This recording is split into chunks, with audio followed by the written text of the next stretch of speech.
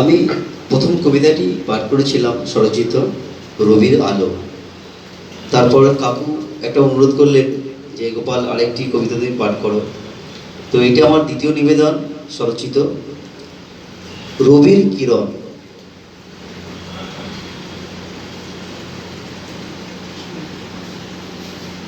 কবিতার নাম রবির কিরণ।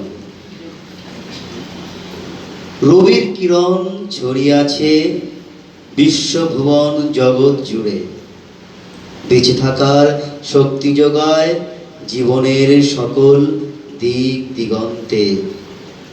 সবাই যখন পথ হারায়, নতুন পথের খোঁজে দিশেহারা, তখন রবির আলো দেখায় পথ জীবনের সঠিক স্থানে ঠিকানায়।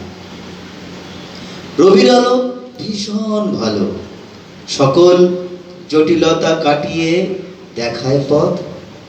রবির আলো লাগছে ভালো প্রাণে, বেঁচে থাকার পথ খুঁজে পাই ভালো মন্দ আসল মানে। অন্ধকারের আলোর ঠিকানা, রবির দ্বারে আলোর কিরণ। নমস্কার।